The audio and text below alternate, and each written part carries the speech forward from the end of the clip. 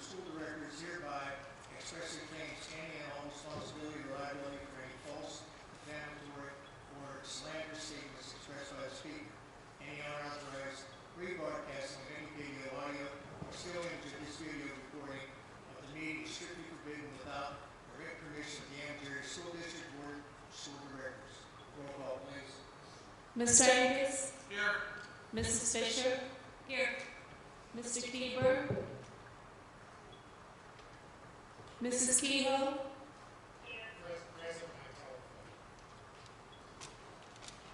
Mr. Cole? Here. Mrs. Locker? Here. Mrs. Mylan? Here. Mr. Sass? Here. Mrs. Smith? Here. 8 board members are present, 1 absent. Section 708 of the Sunshine Law permits agencies to hold executive sessions to discuss employment and personnel matters, labor relations and arbitration matters, purchase or lease of real estate up to the time an option or agreement is obtained, litigation or potential litigation, and other agency business which if discussed in public will violate lawful privilege or will violate confidentiality laws. The Board of School Directors will hold an executive session at the end of the Meet and Discuss workshop on June 8, 2016 to discuss 1. Employment and personnel matters, 2. Salary schedule and labor relations.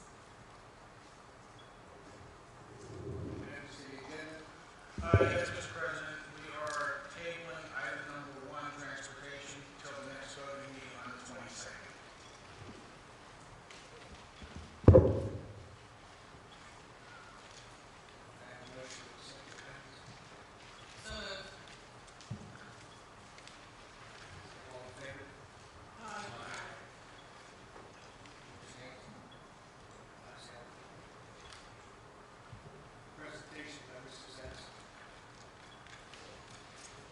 Yes, part of the concern over the potential for the Pennsylvania 2016-17 budget to again have an impasse, the district is looking into viable, what we refer to as liquidity options, or the ability to have cash in hand while waiting for a state subsidy to arrive.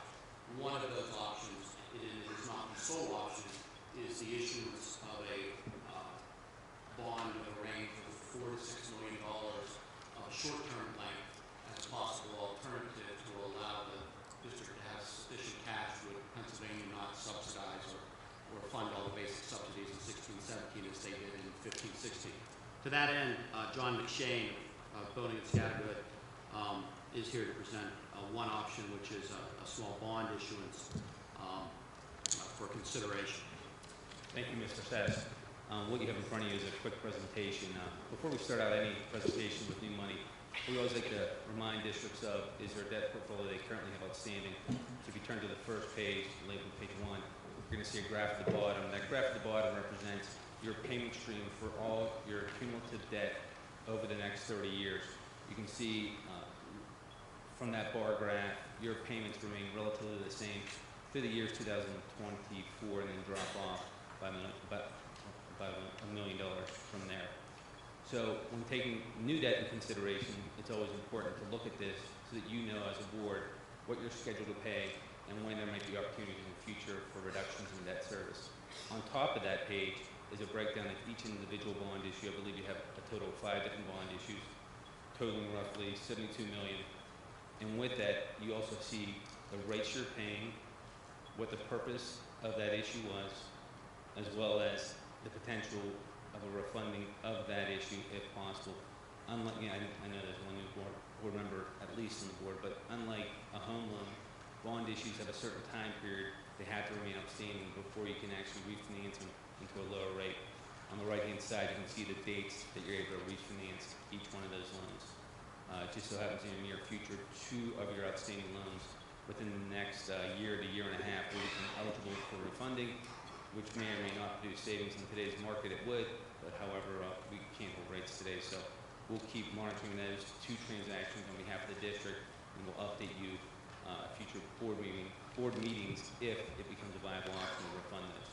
So now that you see what debt you have outstanding, we've been working with your finance chair, Mr. Sass, on other opportunities to fund the current project at the junior high, and that's on the next page. Now, this is where we ended up. We've been through many variations over the past month, looking at different ways to fund this project. What we present tonight is a 10-year funding of up to $5 million for that project. The funding is what we consider a level debt. It's a little bit actually different than you've done in the past. In the past, when you were doing your larger projects, you issued what's called wraparound funding, where you minimize the payments in the short term. What we've done here is we actually left you with the same payment every year starting next year for the next 10 years.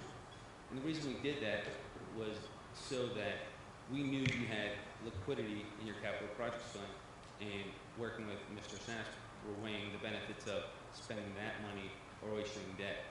Well, we're looking at where today's rates were in the municipal market. This is just going to be issued for a rate potentially of just over 2%.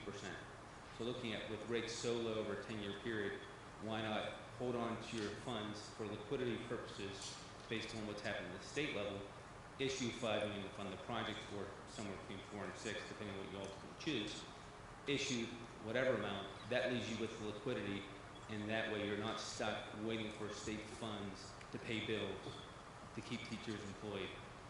You have the ability to have that money in the bank.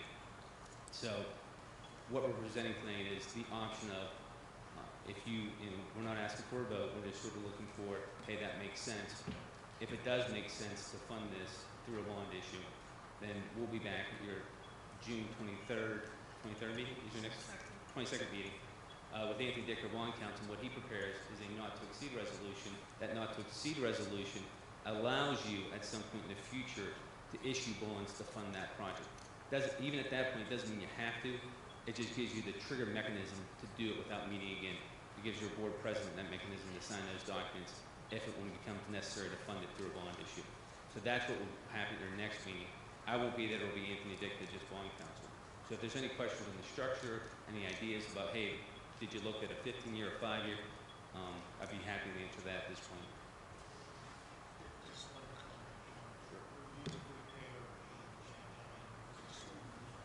Yes, at your next meeting, correct. Yes, absolutely. Could you speak to two things, to the limitations of $10 million in annual borrowings? One of the considerations is for the district to enter into a tax anticipation note as an alternative to the bond or in conjunction with the bond to create liquidity. Would you speak a little bit to the limitations, please?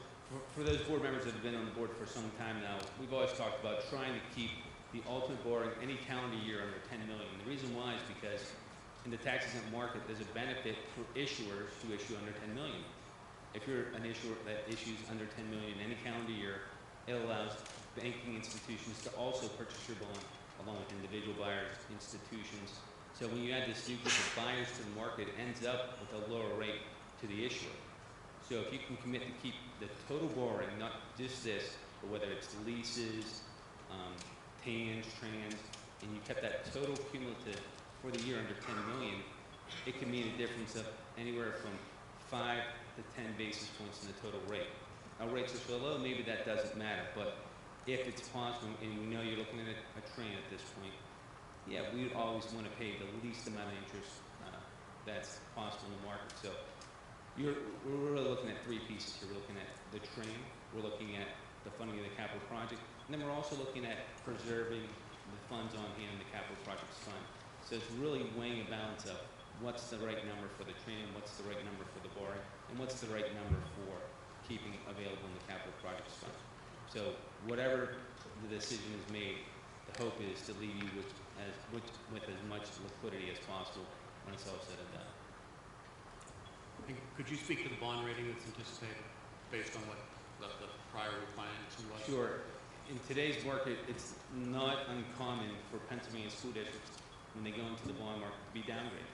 Because most school districts, especially in Beaver County, rely so heavily on state aid that for some instances, they don't have their own rating. They have a state subsidy rating. However, in your situation, because you kept so much liquidity, you have so much money in the bank at this point in the capital projects fund, it's going to allow your bond rating, hopefully, from everything that we've seen so far, to be preserved at that A rating level. The state actually, Standard & Poor's had withdrawn the state's rating in their school subsidy program. So without that healthy cash balance on hand, you might not get this bond issue done for the rates that are presented tonight. It might cost you 30 to 40 basis points more. But because of the position you put yourselves in as a board, you're going to be able to maintain that A rating at a minimum. And it's also going to be based on that plan that we present them with, those three items of how do you plan moving forward with your training? How do you plan on using that liquidity in your capital project fund? And how are you going to pay for this project? All that's going to work in tandem to preserve that rating.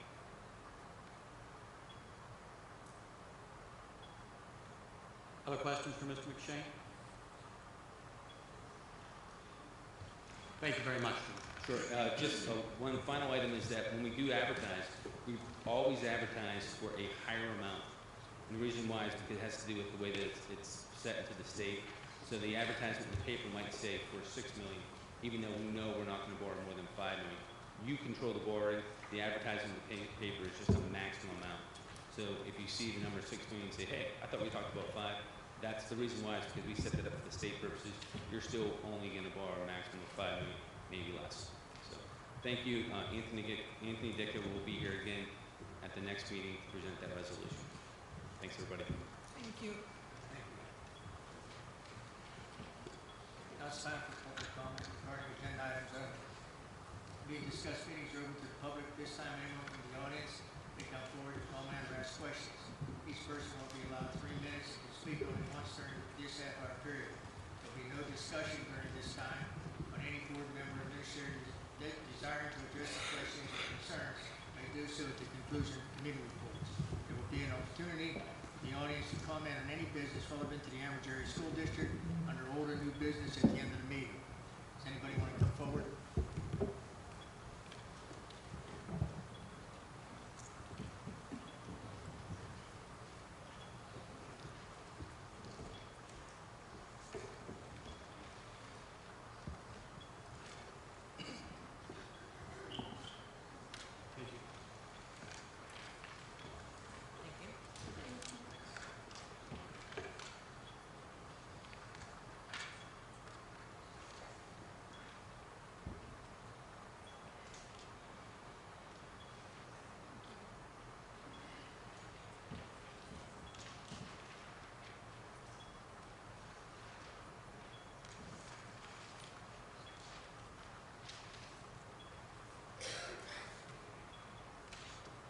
My name is Marlon Cottrell. I am the head coach of the Amherst Bridgers midget team. And Excuse me, Mark. so, You're going to have to present this at the end of the meeting. This is Oh. just what's on the agenda. Oh, this I'm time. sorry. You get about 10 minutes. Thank you.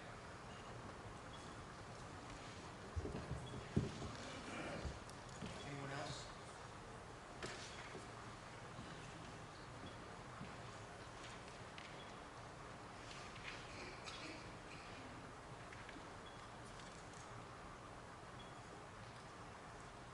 Good evening, ladies and gentlemen. My name is Mark Schmidt. I'm a taxpayer of the Amherst Area School District. I'm a little confused because it was on the agenda to award a contract. There are two agendas. Okay.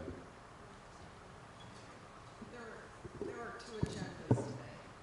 Where's the voting session? Where's the actual? So right now, we're voting on items, and there will be another agenda that we'll pull out for a meeting to discuss. This evening? Yes. Thank you very much. Sorry. Anyone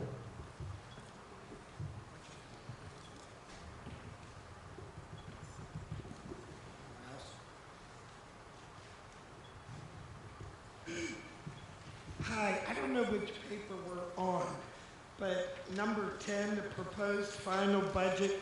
Oh, I'm Vicky DeBone of Harmony Township. That's the next meeting. Next meeting. All right.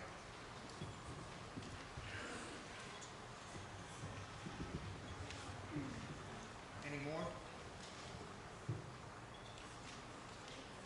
Move on to personnel. Mr. Angus?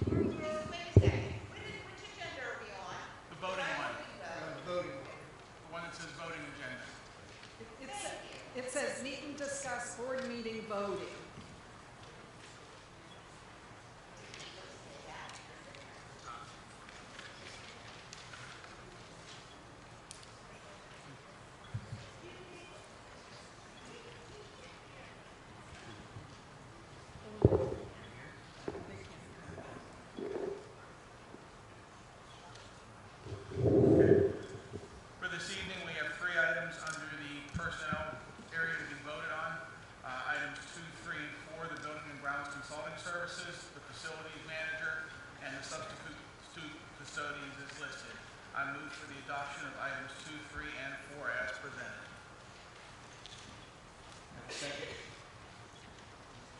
I'll second.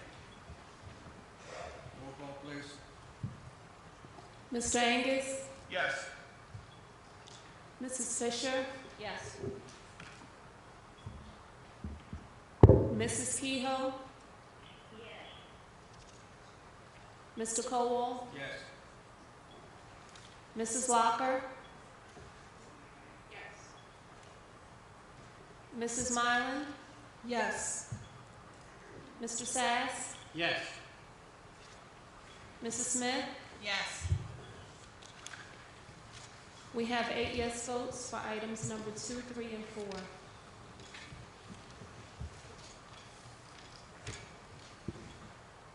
Now this brings us to old and new business. It's now time for old and new business. Anyone from the public who desires to comment or any business relevant to the Missouri School District should come forward now. Please state your name and where you live. Your person will be allowed 3 minutes. You can speak only once. Now you can come up.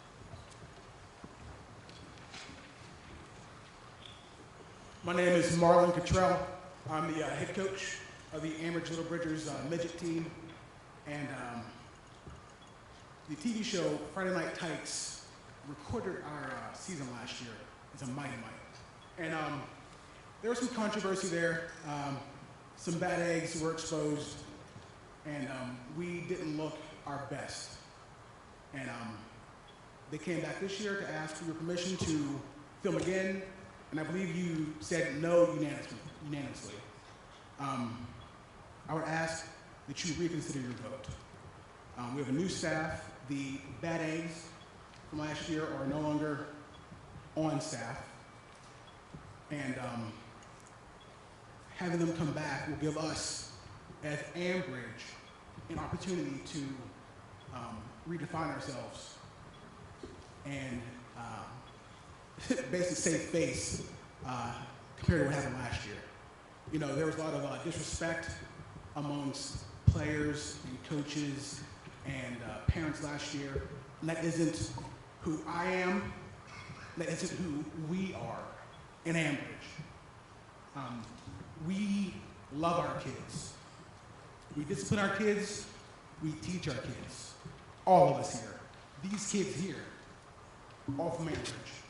My staff is full of people from Ambridge who have graduated from our school, who have done well for themselves, who are professionals, who will portray themselves professionally. You know, there's a lot of turmoil right now in our school district. Via monetary, fiscal, there's a lot of turmoil. In sports, you know, we're looking bad on a lot of fronts here. And, you know, no one likes that. We don't like that. We're better than that. I got a letter, you know, in the mail about Highland School being taken from by the state possibly, and you can remove your kids. My kids who perform well will not be removed because I have faith in you guys. I have faith in these parents in our school district. We tell these kids to dream big. Everything we say, dream big, dream big. You know, what's a bigger dream for these kids than to be on TV, featured weekly, not to their detriment, not for robbing and stealing and robbing Sunoco, but for their talents. Our kids are intelligent. Our kids are talented, and our kids are worthy. I am worthy. We are worthy. Ambridge is worthy. We should be featured on this show as worthy participants, not as some clowns like we were last year. That is not who we are. That's not who I am, not who I will be this year, who we will be this year. These kids need to dream big every day. This is a national stage, you know, and it was told to me that we can go somewhere else and play our home games and still be filmed. No, this is home. My kids want to be at home. Be proud to be at home. Not at Monaco getting filmed, not in Quaker Valley, at home in Ambridge getting filmed because they're worthy to dream big. They're worthy of these accolades nationally. They're worthy. So I just want to say that I will not quit on these kids. These kids will not quit on us. These kids will not quit on us. And we should not ever quit on them and disregard their big dreams, because of these sophomoric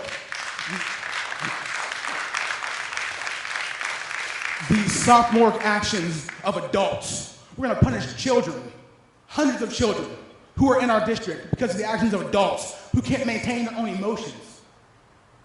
That's ridiculous, to punish these children for the actions of adults who aren't even from Ambridge, I must say. My staff are bridgers. I am a bridger. We're bridgers. We are all bridgers. So please, at your next voting meeting, reconsider your votes, and please allow us to be featured on this show so that our kids can continue to dream big. Thank you.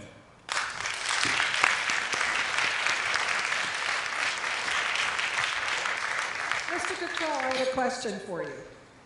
First of all, thank you for your passion. That was awesome, and I agree with you. We're all bridgers, and we all want what's the best.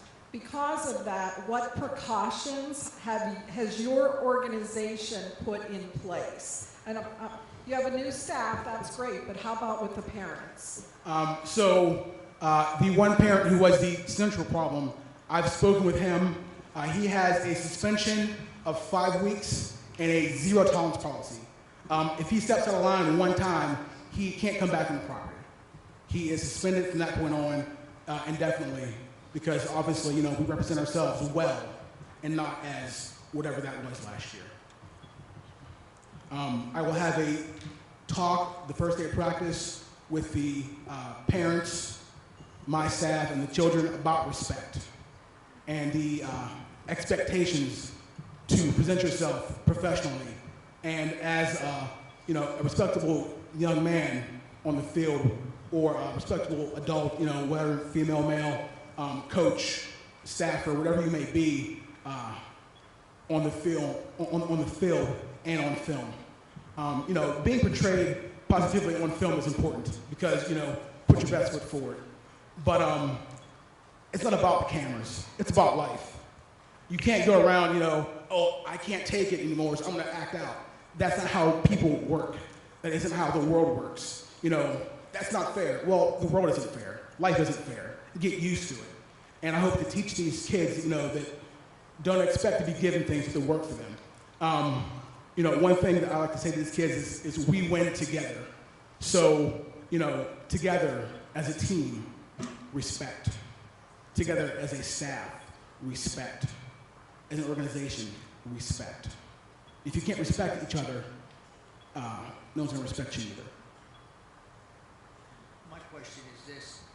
I know you're going to address the problems with the coaching staff, but the other question I have is that the program itself depicts Ambridge and the community of Ambridge as being a bunch of slums and slums areas. When you look at it on TV, that's what was most upsetting to me. The bad publicity that program puts out there for everybody thinks that Ambridge is just a bunch of slumlords. And that's not the way we are. This community is not that way. So that's all of our concerns. That your $3,000 that they give you is doing $150,000 worth of damage to us as a community. So that program needs to adjust the way it films and the way it's going to project Ambridge Area School District. If they can do that, then I would change my vote. That was going to be my question to you. Do you have a contract with them? Do you have any type of rights within that contract for editing and to preview these films before they're released? Because that, and I agree with Mr. Crowell, it made us look like a bunch of idiots. And that is my biggest concern about that, because our kids are not idiots. The parents, for the most part, that live here are wonderful people.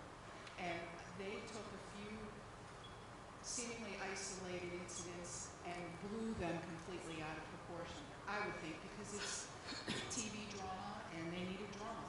And they picked at it and picked at it and picked at it. I would like to, if we are to reconsider this, you need to bring back something to us that shows how that's going to change for next year. I think you've done your due diligence with your staff and your people and your kids, and you've done what you can do, but it's really not about what you've done, because I don't think that it was you guys necessarily in the first place. I think it was their editing and the way that they wanted, there had to be a reason for them to keep coming back, and they made us look like trash. Well, let's be honest, they want drama. Well, It's a exactly. television show. Exactly. So that's why I asked the question, do you have any ability within the contract that you had signed to have some sort of creative license as far as how we're going to be portrayed? I don't think we have any say over final editing. Now, I can talk to the producers when they come back. I'm sure they'll be calling us sometime here soon to see how everything went. About that being your key issue with, our portion of the show. Maybe bring one of them to the next voting meeting or wherever they can meet with you guys and talk to you guys about that issue and maybe get it ironed out to your satisfaction. Yeah. Drama does sell, but so does redemption. But unfortunately, that comes at the end. So what we're asking, I think, and correct me if I'm wrong, do you think it would be all right if we even had, does your organization have an attorney? Someone that can look at the legal obligations and maybe state, A, B, and C will not be mic'd. So we're gonna permit, let's say you coaches get together and work with your production company to get the correct people microphoned, to be presented as the great individuals. Your passion is amazing. My daughters are a part of the organization. So I'm proud of that. But could we either have an attorney on your side look at that, or even maybe ours just read over? They have to be willing to work with us, because as it stood for last year, that was embarrassing. I agree, and that isn't who we are. I agree. Right. I agree. But unfortunately, my problem isn't with the kids or even most of the adults. It was with the production and how it was all put together. Yeah, So yes. could we have somebody who knows contract and language and go over that with them? See if they will be willing to come sit down. Okay, I do have access to an attorney that I can speak with about contract negotiations and how we are portrayed in the final editing. Okay. And if that's what it takes, then I'll see if we can get someone here to talk to you about that in particular. I would be willing to reconsider at that point. Okay. It's about the kids. It is about the kids. You're right, it is awesome that they can be on TV, but they need to be on TV for the right reasons. Right. Well, the kids were, just the adults that. Any further questions? Thanks for taking the time to be here. Thank you for your time.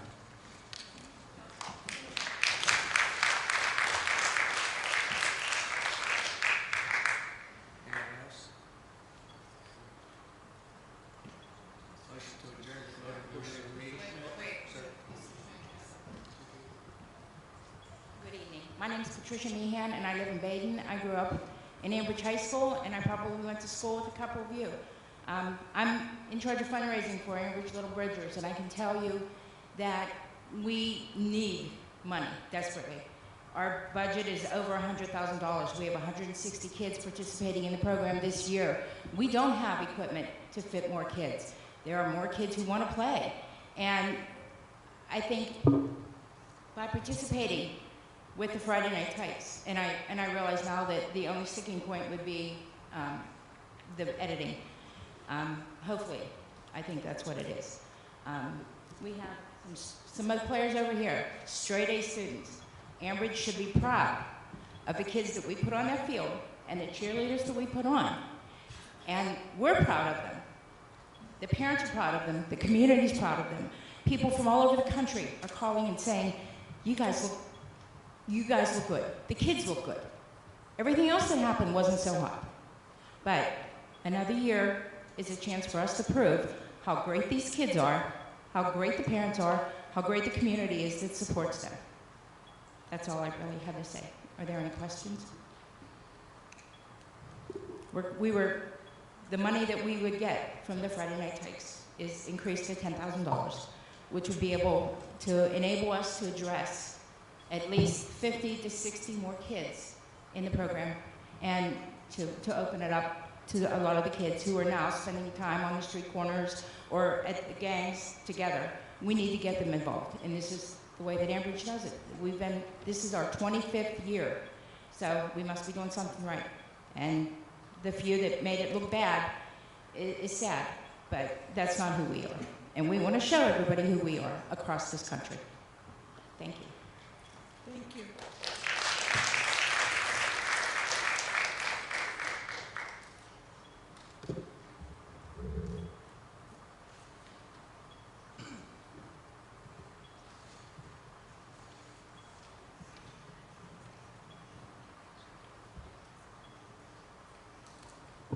Try this again. Good evening, ladies and gentlemen. My name is Mark Schmidt. I'm the president and owner of Monarch Student Transportation Corporation, local to your district, also a taxpayer. I came here this evening about transportation, and it's, I guess, one positive that transportation's been tabled tonight. But if it's okay, I'd like to say a few words. We talk about children. That's what I do every day. I safely and efficiently transport children every single day. It's a big job, and I feel we do it very, very well. Ever since, even well before we built this facility, we thought what an opportunity it would be to have the chance to provide a solid, quality student transportation service to the Ambridge Area School District, because Ambridge deserves a quality system just like every other school district. We were invited to sit down with some of your administration November 11th, I believe it was November 11th, 2015, to see if we can put together a better quality system and a proposal of what that would cost to do. That's what we did.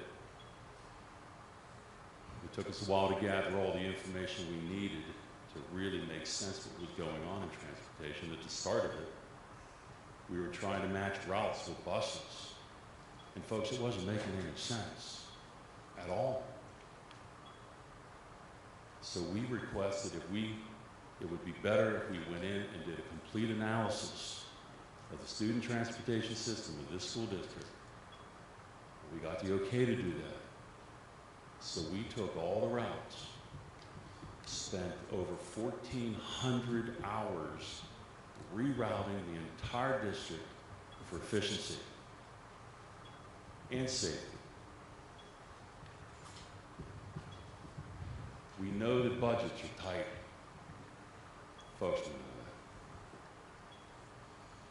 But we worked so hard, our team, to put together a system here that worked, that fit within your budget. We did that.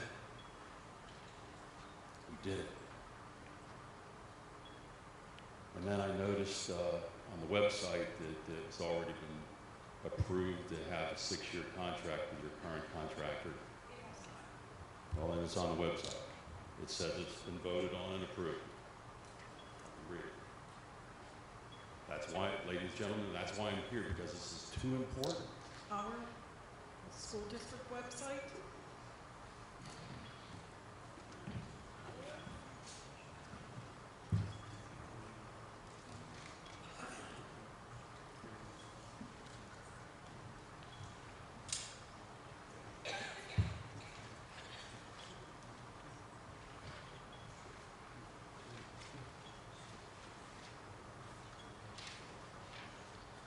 This is printed from your website under transportation. It said the 6-year agreement is approved by the Ambridge Area School District, subject to final contract terms being negotiated by the parties. It is recommended that the Ambridge Area School District contract with RJ Roads Transit for the next 6 years at an annual estimated cost of $2.1 million. The 6-year agreement is approved by the Ambridge Area School District, subject to the, again, the final contract terms being negotiated. That's on the agenda. That's the agenda that's put on there. We didn't vote on it, we tabled that tonight. That was the agenda that was on there, not that we voted on already. I understand that. I understand. I just thought it was important to at least come here personally and let you know that the proposal that we provided was a proposal that fit within your budget. We came in and we didn't just take a bunch of buses. We put buses in that worked efficiently within your district. We took all the white cargo vans out of your school district. We operate school bus constructed 9-passenger vehicles built exactly the same as a school bus. Monarch transports school children in school buses and vehicles built to school bus construction standards. Because, my goodness, what's more important than our children? I just had my second grandson 4 months ago. And at Monarch, we transport children in school buses. And if you ever notice our minibuses, the little black and yellow minibuses, they are built exactly the same as a school bus. When you think about school buses, they're the safest form of transportation in the world. So why every day do we transport children in school buses? And then some children have to be transported in a cargo van with windows. Our proposal even included replacing every single white van in this school district with something safer and better for the transportation of our students. Folks, I know I'm out of time, but I could speak about the safety of children and my job and what we can provide to this school district for hours. But I really hope that the school board would reconsider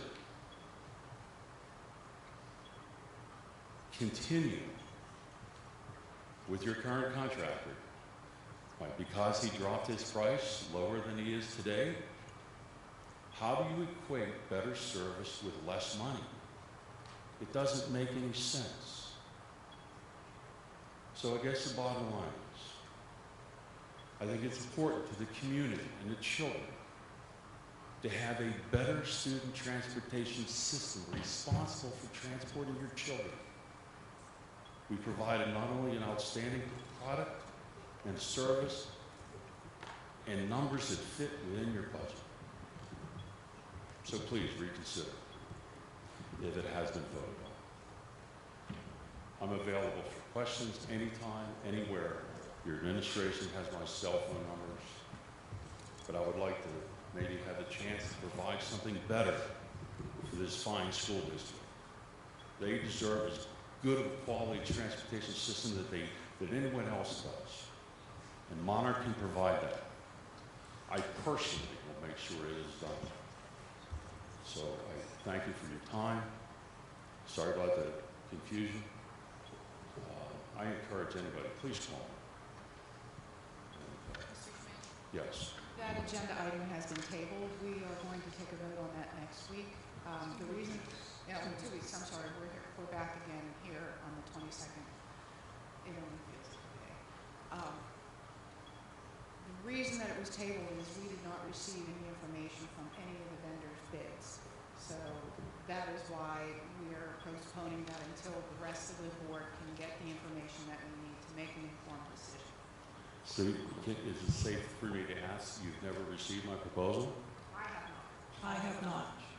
Mr. Schmidt, I have a question for you too, and I'm going to ask you to explain this somewhat briefly. You say safer and better. Tell me why. Give me some explanation.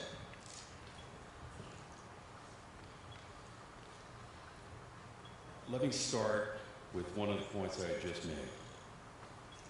Children,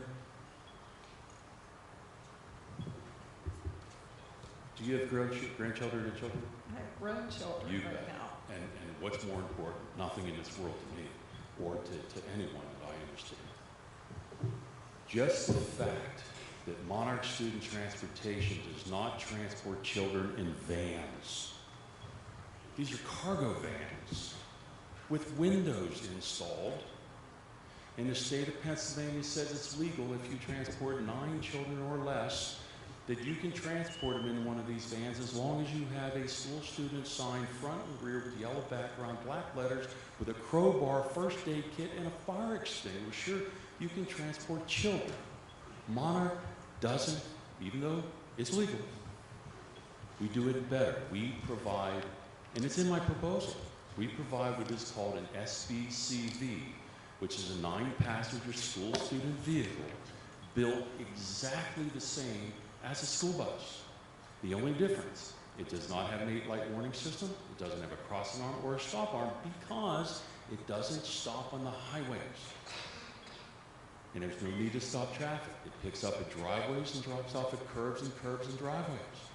But the point is, our vehicles, from our 84-passenger buses to our 9-passenger school student vehicles, and again, they're called SBCVs, which stands for School Bus Constructed Vehicle. All of our vehicles are built, they're school buses or vehicles built to school bus construction standards, which we feel at Monarch, every child should be transported in the safest form of vehicle possible. That's number one. Our maintenance of our fleet is second to none. The Pennsylvania state vehicles are inspected twice a year by an inspection station, every 6 months. A commercial vehicle, and they're inspected once a year by the Pennsylvania State Police. Take Allegheny County, where the majority of our buses are operated. The Pennsylvania State Police every single year select Monarch Student Transportation as the first school bus company to be inspected. Do you know why? Because we're ready. Our buses are always ready for any type of inspection. And if they go to the next guy after us, or the next contractor, or the next school district, and they're not ready, they tell them, no, wait a minute. We've already inspected Monarch Student Transportation's fleet, and they were ready. So there's no reason why you shouldn't be ready. My background is transportation and maintenance, and folks, maintaining a school bus is critical. A vehicle comes into our facility, whatever it needs, it gets. I do not put budgets on maintenance of our buses because you could have 10 of the same bus and 10 different drivers, and those drivers are going to wear things differently. So how can you put a budget on, you're only going to replace brakes in so many months? So, It's all, and all Terry, of this is in your budget, or in your proposal. I brought one with you. You have at least 3 of these. And I was assured that every board member saw our proposal and read it. No. I don't even want to go. Folks, honest to goodness, this is an opportunity for Ambers to do something better for transportation. You want to talk about passion? You will not find another human being more passionate about transporting people's children than me. And my team will back it up. We spent, the proposal states, my routing team spent 1,400 hours rerouting your school district. Not for the fleet of buses that you currently have, but a different fleet that works efficiently. Thank you very much. You definitely helped me understand, and I certainly know that we will get these, and I know I will read them thoroughly. Please, if you need any more, I could have these reproduced in a heartbeat. And again, it's also important to be able to have a human being even talk about this, because there's a lot of information in here. And again, most importantly, I know the budgets are tight. We worked within your budget to do transportation. You know how we did it? By doing a reanalysis of the entire district, we were able to cut vehicles from your fleet that you didn't need. Therefore, we could justify a better rate per bus. And folks, it costs a certain amount of money to operate a school bus. And when people think they can come in and just keep cutting their prices, How does that equate to better driver wages and benefits packages and maintenance on the fleet or new equipment? It doesn't equate. So people need to stop catering to contractors that want to keep cutting prices, because you can't do that. We worked very hard for this proposal to provide something better for this school district that deserves it like any other school district. And ladies and gentlemen, I'm glad I came tonight. I wasn't going to. When I read that on the internet, I was really upset, because we put a lot of heart and soul into this. And this is an opportunity for Ambridge for something better. Something better. And we made it so you can afford it. Please, if you need any help,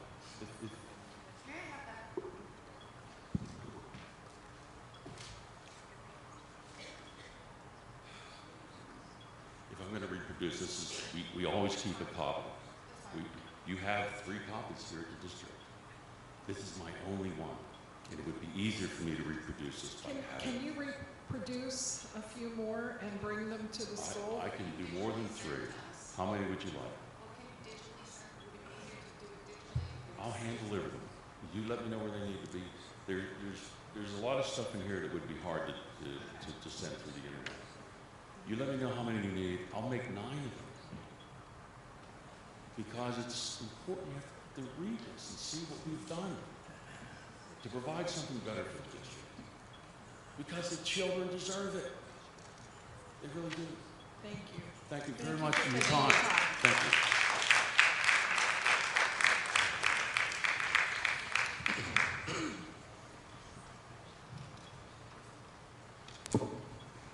Hello, my name is Vicki DeBona. I'm from Harmony Township.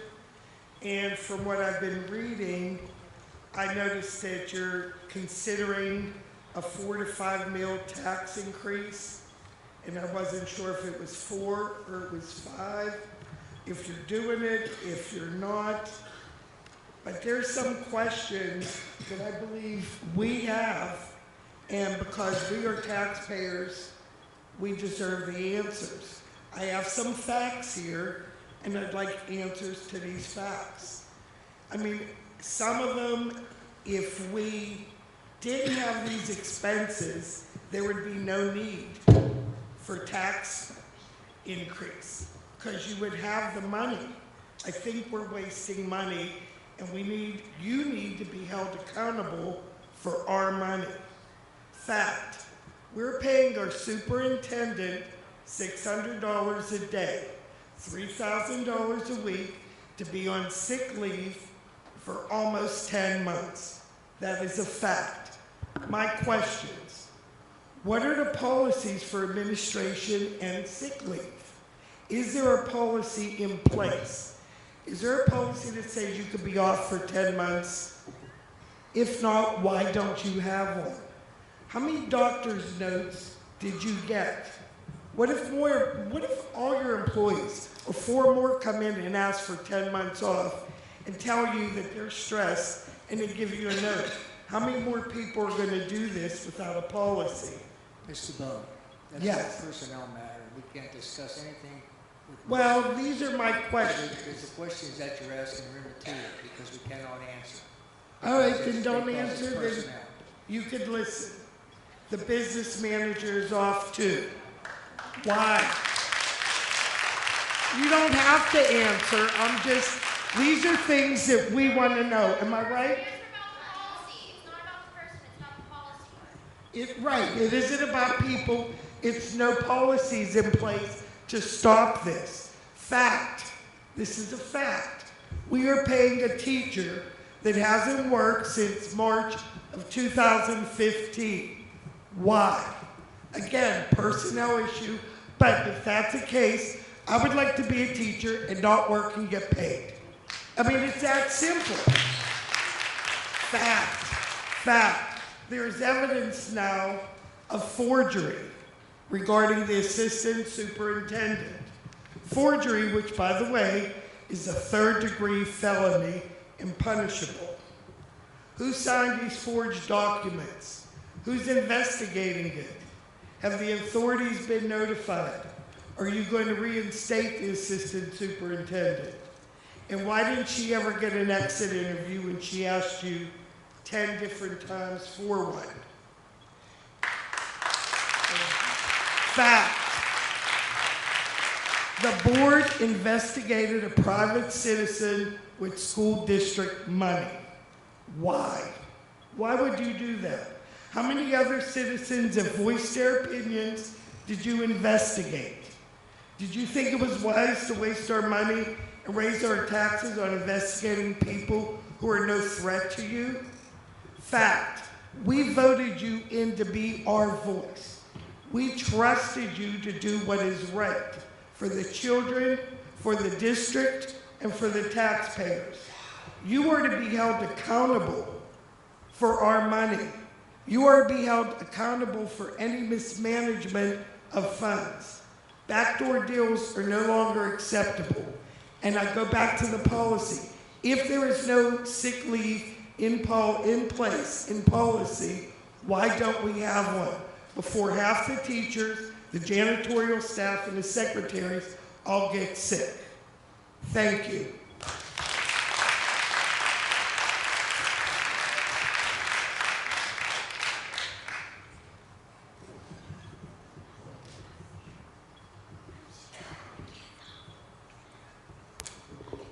Hi, my name is Manuel Ross, and I'm here from Highland Elementary, and I'm here regarding why are you guys closing the library? Because the library is a place where we all go, and we enjoy being around Miss Wilson, and we enjoy taking out books to read. So if you guys close the library, we're not going to have any place to go, and half of our teachers, they don't even buy books to keep in our classrooms. And I think that you guys shouldn't close the library because we love being in the library, and the library is a place for all kids. And I know some kids, they don't go to our school, but a library is a place that I love to go, and I know other kids would love to go there too. So if you guys are closing it, why close just one library? If you close our library, that's not fair, because then you guys are going to have kids coming in and out of our school wondering, why don't you guys have a library? My old school did. And I think that you guys should keep the library open. I love the library, and I know other kids would love the library too.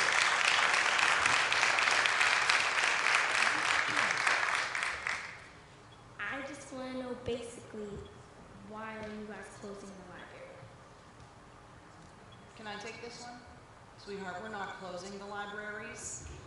You will still have the ability to check out books, use them during class time at school, take them home. Your name will still go in the card, and you'll be able to check them out as you usually have. The only change that may take place is that we will have a library aide or some other adult there to help you just check out books. Well, all I want to know is, are you guys going to keep Miss Wilson in Highland Elementary? Good news, she's a teacher there. She is? Yes. Or where does she ended up? How old are you? 11. 11. You did a good job. Thank you. Coming out here to school. Kathy Fisher, I just want to thank her for having the nerve to being so brave and getting up there. We had actually several kids write letters and wanted to be here tonight. Several of them don't have transportation to get down here to speak on behalf of Miss Wilson. And we have one child in particular that actually is very close with her and does a lot of work in the library. And he very much wanted to be here, and his mom works afternoon shift, and he could not get a ride here. So I'm going to forward on to you their letters of concern about the library. And I honestly, in all honesty, I have some concern myself. While I did a little research on the STEAM program, and I think it is a great thing, did you all vote on the closure of the library? No. No. So as I'm standing here tonight, you know, I'm usually a supporter of the district. We have a bus issue and a contract for a large amount of money, and was that not voted on? This was not voted on, that's not voted on. How does this happen here? I can't believe, and I'm not blaming the board. I don't know who it is, But how do we have a school board and those items aren't voted upon? These are things, these kids, it's impacting them. That library is impacting them. Well, like I said, I think the STEAM program is a great thing. Where are we getting funds? I know one of the grants has already closed. I can tell you from a PTO standpoint, that was mentioned to me. Could we help? We don't have funds available to purchase that kind of, I wish we did. We do not. I wish we could provide for something like that. I want what's best for the kids, and I want to see a plan rolled out that will be beneficial to them. I can tell you, I know Terry has experience in the program, and I'm wondering why maybe she didn't have some input on that, and maybe chair a committee with information. So I'd like a little more information on that. I'll give you what I have. I have some papers that I did a little research on, and I'd be glad to help in any way I can, but I hope you think it through before you actually go through and do that and close the library without, is this program going to be in place for the fall? And what are the intentions? Thank you. Joe, would you like to address the new program, STEM, and the curriculum change? The only thing that I can say is the intent wasn't to close the libraries. There was going to be a modification of the libraries. I think Mrs. Smith addressed that. But we are moving to a more science, more mathematics curriculum, and that's going to be reflected in the STEAM program, Kathy. We spent a significant amount of time, in fact, 1 year, studying how we can make the elementary school and the library a more dynamic space for kids getting involved in hands-on science, hands-on mathematics, and that's really the whole purpose of it. But we're going to bring the other things around as well, so not to worry. Mr. King, would you like to address any of that also, since you're the head of curriculum?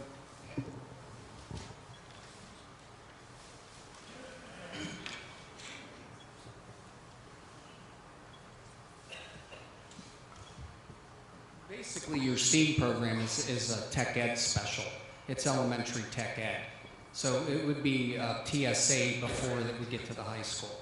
It would be similar. It would be applied technical drawing, things of that nature. But then you would start in kindergarten and you would have different curriculum for each grade level. So what we would have to do, or what we're going to do, is that the teachers that bid onto the jobs, we would get together with the tech ed department and start to design the curriculum for it. I have a comment and a few questions, Mr. King.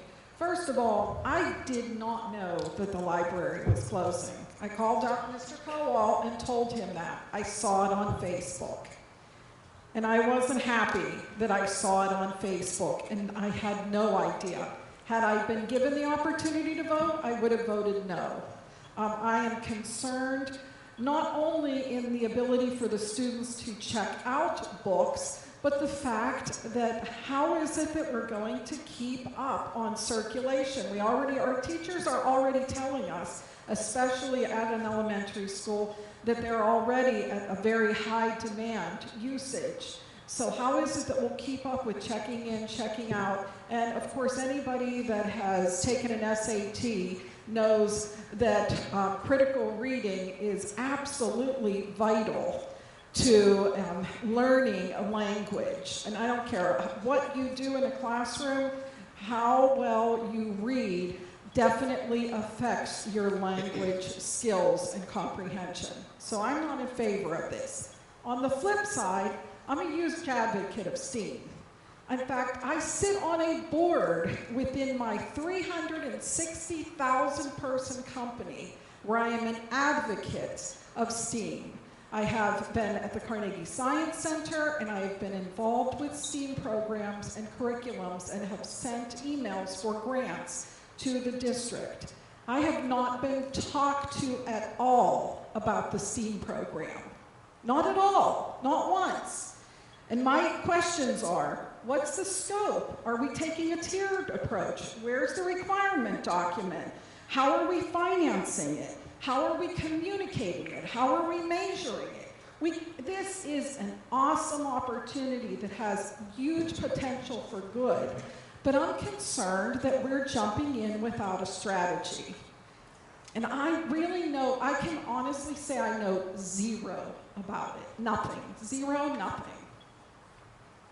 Do you know anything?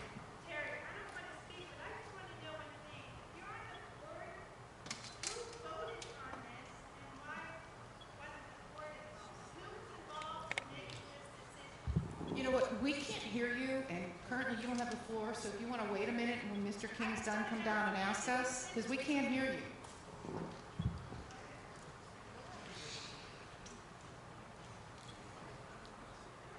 Mr. King, I will help as much as I can. Nothing will work without a plan or strategy.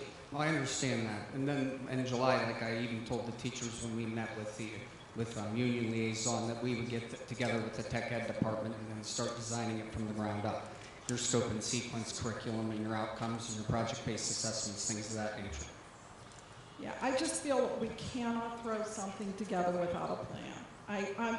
From the first day I've been on the board, that's what I've been preaching, is strategy, plan. Thanks, Barry. And that's why we spent a year visiting other schools to look at how they implement it. We brought back ideas, and we're developing those ideas for curriculum. Very hands-on, very science-oriented, very mathematics-oriented, and actually, I have an article that was in the newspaper about the most progressive districts in western Pennsylvania that are really focused on academics have implemented this. 100%. But we are behind. At Highland School, there's 50 computers and only 20 work. Our technology Barely work. is 5 years behind. So we have a challenge. We, as a part of our planning for next year, we are planning new tech labs for the elementaries. So you should see that implemented next year. We understand. And I mean no disrespect to you at all, because I would come to you myself. I found out about a lot of this information late. My concern is we are already in the lowest 15 percentile, and now our reading specialist has lost her job as well. Am I correct? There will be no reading specialist at Highland. There's some other things that are being put in place. Okay, because I'm being honest with you, and here again, MTSS is not working. I can tell you my child was very much affected by it. It's happening between breakfast and the beginning of the start of school. Not a good plan. I am very concerned for these kids. If you can't read and write in life, you know, whether they're, and we have very bright kids. I hate to focus on Marlon and Ashley's children over here. They're very bright children, and I hope you don't mind me saying anything. They know all of their kids went through Highland. We have great kids there, but we still have kids that have a lot of difficulty reading, and I am concerned for them what will happen. Where will they go when they need help with reading? Okay? Hi, everybody. So, sorry, I'm a little short. I'm Lauren DeBona. I graduated from Ambridge in 2012. I was the salutatorian of my senior class. So I just want to go back a second. That little girl, I respect her a lot. She's fantastic. She reminds me a lot of myself. She's very brave, and I like that. And I like that you're not afraid to say what you have to say. So let's go back to what exactly a library is. I know that you said we can check out books, which is great. But a library in and of itself is an establishment. It is a singular place. It is a building that holds books, reading materials, where you actually go. There's seating, there are important things. There are a librarian that works it. So where we're just checking out books, well, that's a lot of the library's function. That's not a library itself. So yes, you are closing a library. That's what you're doing, okay? So whenever I was in elementary school, I'm a proud graduate of Ambridge. We have a great education system here, and many people don't see that. We had a little thing called the Accelerated Reading Program. I'm not really sure if that still goes on, but we would go to the library a lot, and I would read a lot. And I know a lot of kids who maybe didn't fit in so well, but they see a library as a place of solace, and it's a shame. Ambridge's public library isn't used the way it should be. It's a shame that people don't go there. But a lot of people find that solace within schools, and I know you might be like, oh, well, kids could go to the public library. Not everybody has the transportation to get there. Not everybody has parents that are willing to take them there. They depend on that in the school, and something that their parents pay taxes for. Whenever I heard that they shut down the library in the high school, I laughed. I cracked up. I graduated third in my class from college in May. I went to W&J. I have an English degree. I know how to read. And a lot of that is because of the reading I did in school, here in Ambridge growing up. I spent a lot of time in the library. Do you want to know what happens if you go to college and you don't know how to use a library? You're screwed. I mean, yeah, Google's nice, but sometimes, you need to go to a card catalog. You need to look things up in academic journals. You need to have access to those things. You need to know those things. This little girl, she told me she wants to be a reading teacher one day. Her favorite book is Anne of Green Gables. Good for her, it's a classic. She wouldn't have read that book. She wouldn't have the opportunity if she didn't have a library. Don't shut down their library. I got a full ride to Villanova University Law School because I know how to read. Because I did well on my LSAT, which is all reading, if you didn't know. The MCAT is now all reading. So yeah, the STEM program, the STEAM program is great. I agree. But don't throw literature and the liberal arts and things of that nature to the wayside. That is just as important. You wanna know what literature teaches you? You learn everything through literature. You learn history. You learn the English language. You learn other languages. You learn about culture. You learn about society. You learn about psychology, human interaction, science even. Many of the great American, global, European, British authors were heavily steeped in science. They knew those things. And if you take the time to open a book and read a book and you sit in the library and you do those things, that's where you learn those things. Yeah, science is great. Literature is great. And they should they should coincide with one another. So you can't come to a school district and say, hey, here's your education, right? I went to a liberal arts school, so this could be that coming out of me, but you can't come to a school and come to these children and say, here's an education. It's going to be incomplete. You get the science and math, but your literature, we're going to throw that to the wayside because it's not as important. And as people that I know are educated that sit at this table, you should know that as well. You should want these children to have a complete education. I came out of Ambridge with a complete education. I am proud of the complete education I had at this school. I was involved in the TSA program for a while, wasn't my thing. So instead I joined the newspaper staff. I like to write. But I know people who did both, and for that they're well-rounded individuals. Terry's daughter Elise is the prime example of that. Elise did both things. She knows both sides. She goes to CMU. She's absolutely fantastic there. A school who values both sides of an education. So don't take away a complete education from this little girl who was brave enough to come up here and stand up here and talk to you about it. I'm probably still considered a little girl to you too, and guess what? She made me feel brave to come up here and say something to you. So don't take away her complete education. Because she is going to be the next me. There are a lot of great kids that came out of this school, and she'll be the next me. Don't take her library. That's awful. You should never want to do that. My name is Al Fitzpatrick, and my question was, if you didn't know about this, Terry, who made this decision? Who made this decision about the library? If you didn't know, did all of the rest of you know? Who knew about this? Who made this decision? Sir? We're taking a look at realigning the elementary curriculum. And part of it may mean adjustments at the library, part of it meaning adding curriculum. And that's where we are. Again, my question was, who voted on this? It wasn't a voting issue, it was a bidding issue. So the board had nothing to do with Yes, it? we realigned, that's correct. And I don't know if I could ask a question, but my kids are no longer in school, but what is the problem with Highland School? I heard the principal needs an assistant to do her job. Is that true? You can't answer me? Okay.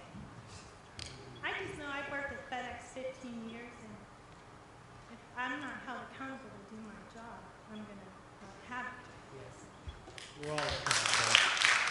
Assistant Principal Joel. Hi, my name's Sue Colombo. I'm from Harmony Township, and I guess I have two questions. I know we can't, with the personnel issue, talk about specific, the superintendent and her leave of absence. But why are we not allowed to know, is there a policy in place for anybody, not just her, is there a policy in place that allows somebody to be off for 9 months with one doctor's excuse? Is that the policy? I'm not asking for any specifics about one person. Is there a policy? I'll let our attorney answer. The answer is it depends on the type of employee. So if it's a teacher, for example, there are contractual provisions that govern how much time they can be out with without a doctor's note, a certain number of doctor's notes. An individual contract, such as, for example, a superintendent or a business manager, those are individually negotiated. So there isn't a district-wide policy that would cover that. There are certain legal limitations in terms of the number of sick days you can bring with you to one job or another, but the answer to your question is those are the result of the contract negotiation process between the employee and the district. Which we as taxpayers have no right to know? You can get certain information about employee contracts, but not all. Okay, so I'm just saying, like you were mentioning about like technology and computers. If there is no policy in place and we are paying somebody $600 a day, wouldn't that $600 a day go a lot further for computers for our kids?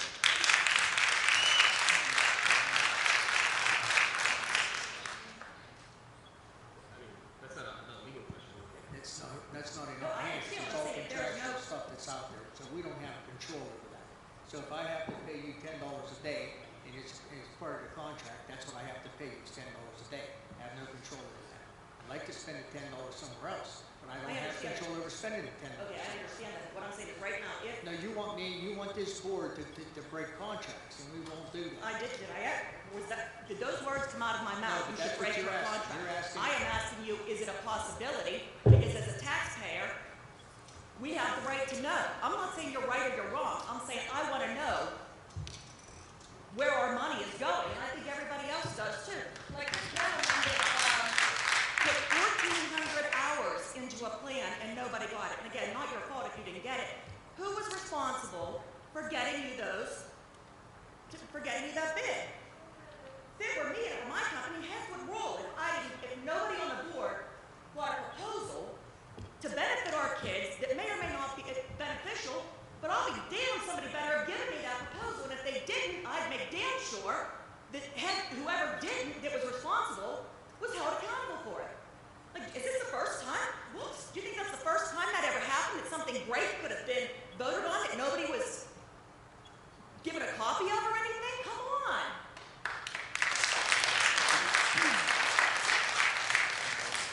It's not your fault if you weren't given the proposal. But that's my next question. Then who was responsible to give you the proposal? And why didn't they?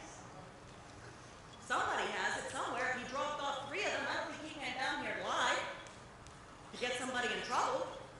Who do you think, who would have been responsible to get that information to you so you could make a decision that would benefit the kids in our district?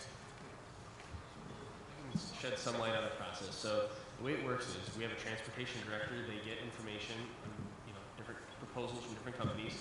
The transportation director, in consultation with the administration, then makes a recommendation to the board. They don't necessarily have to provide every contract, every proposal. They provide the one that thinks the best, and that's what happened in this case. But the board does have an opportunity. I understand the confusion about the way the language is written, but the information from the website was the agenda. It hasn't actually been approved, and the board did vote to table it, so they have the opportunity, if they choose to re-examine any information they think that they would like to consider. Well, So I understand. Who is our transportation director? Brian, do you want to raise your hand? Or? Did you get those bids? So where are they? Now we're getting somewhere. He submitted them to the superintendent's office.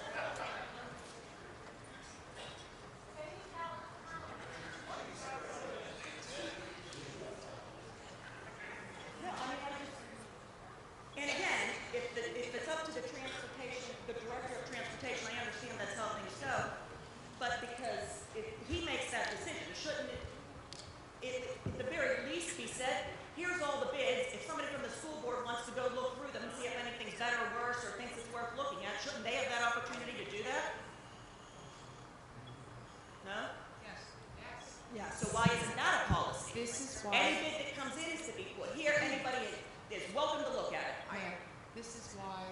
tabled that motion until our next meeting, so that we, the people that haven't had an opportunity to look at those proposals and those bids can do so. Right, I understand that, but I feel like this is way a deeper problem. This is just, if he wouldn't have come tonight, we would have known. No clue. I can assure you, I can't obviously speak for everybody, but me personally, I'm not going to vote on something until I see all of the options. And that is the discussion we had previously, which is why we asked for it to be tabled. I agree with you, 100%. Thank you.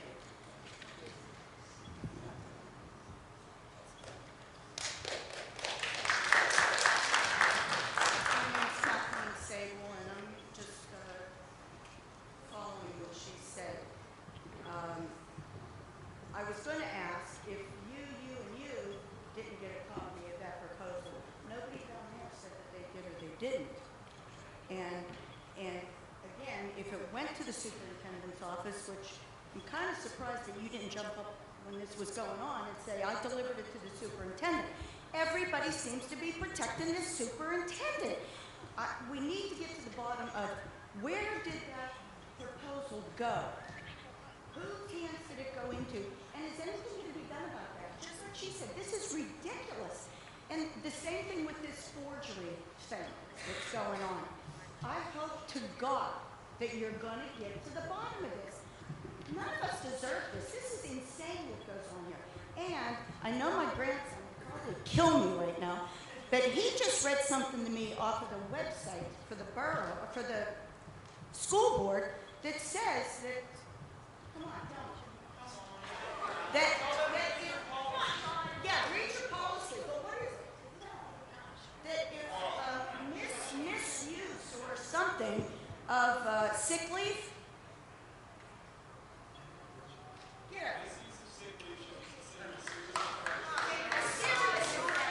and that people can check on this.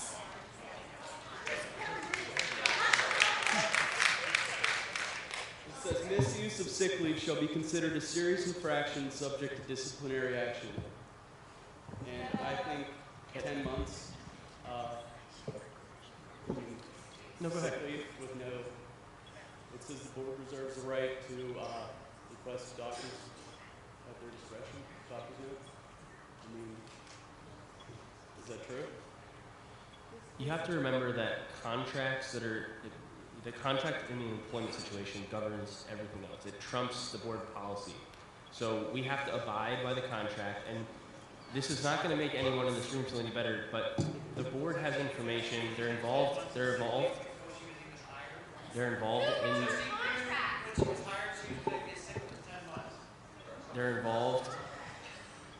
there are situations that are involved here that we can't talk about in public. But understand that a contract. Okay. Well, thank you for mentioning the policy. You're correct that that's what our policy says. However, that does not govern every employment situation that is at effect in this district right now.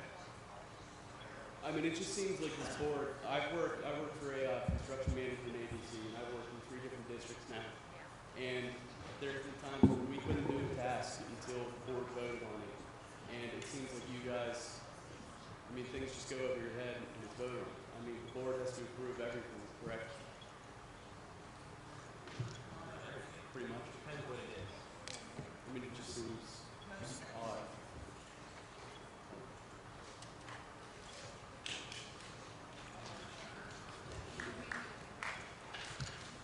My name is Charlene Jeffel, and I live in Ambridge, and I'm also a retired teacher. And I also was a vice president of the union, and I helped rewrite the union's constitution, okay? Now, I understand that we have 2 separate sets of rules. However, I think we need to look a little more carefully into the situation, because I think you're violating some federal law. Number 2, you did not vote on closing the library. You're right, but you had a bid, and people got moved around for this STEAM program. People lost their jobs, and the bid was just the other day. So don't tell me that even though you didn't vote on the library closing, and don't tell me, I understand, I'm also the president of the board of directors of the Laughlin Memorial Library, and there are 2 directors up there who are on the board. We know that the libraries need to be reinvented, and we are trying at the library to do that with programs and getting people in. But and I understand, with the computers, you don't need the resources to go out for research as much. But you're taking away from the children. So I know that there was a bid. I know that people were replaced. And I also know that in one school there's only 20 working computers. So how can each child be in a computer class or working on a computer when there are only 20 working? And why are all the computer help is gone? So the people have to deal with it. And some of those passwords are so complex that those kids can't even get in. And now I'm going to something else. Talking about a bond issue. Well, I certainly hope in that bond issue, so that we have flexibility, that the $40,000 a month, which is a low ball, that we are paying for people. We're paying for the ill superintendent. We are paying for Minnie. We are paying for Jim, who was the head of the custodial staff.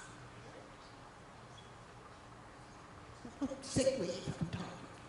But I hope with that bond issue that you're going to keep that money, some so we can pay our bills to all of these people that we're paying for. You excluded, Joe. Joe and I have been friends for a long time. But I think there's got to be control. We've got to take control. You people are intelligent people. You are elected by the citizens of the Ambridge district. Take control of your school district. Why are the scores so low in Highland? People, I'm a product. I taught at Anthony Wade for years, and we know we had tough kids. And we worked hard. But we had Title I. We had a takeout program. I watched it help the kids read. I understand that somebody was talking about taking out spelling. No, this was a couple of years ago. You're going to take away spelling and they're going to learn by themselves? That's when you had writing across the board and you had inventive spelling for the primary kids. You can't do that. I know you have people who have special needs that need to be identified. And I also know when a parent comes to someone and asks that a child be tested, that's not happening. Why are your scores low? Because we're not taking care of these children who need us. The children who are blessed don't have even the average kid, so they have to fight. But these kids who don't have the ability are not being helped, and that's why our scores are low. I'm going to tell you a story. People are afraid you're going to, label people learning disability. I have a nephew.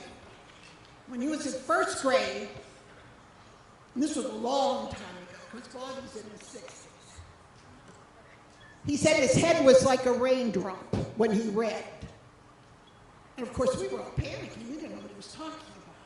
Turned out the child had dyslexia, and very little was known about dyslexia at the time. But we got him help. This child, man, went to Carnegie Mellon, He got a degree in electrical engineering and microcomputer engineering. He did the entire lockup system, computerized, for Fishkill Prison. He is now the vice president of a computer company. So you tell me, if he wouldn't have gotten help, where would he have been? And if we don't get help for our kids, where will they be? We need the help.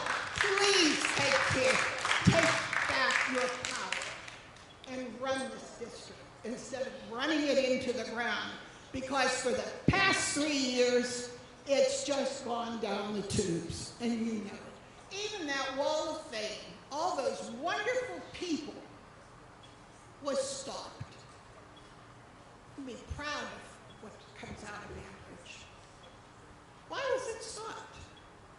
We have wonderful people that graduated. We have good teachers, and we have good administrators.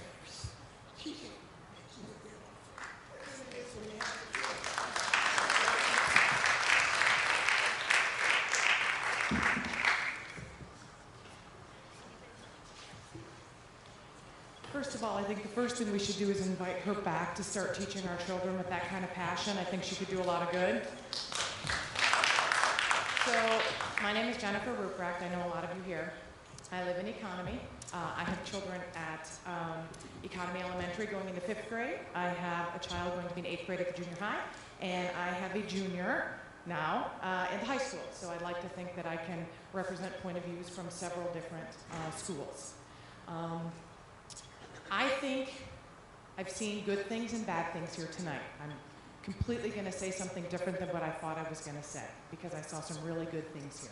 I actually saw this board answer some questions. Not all of them, but some of them.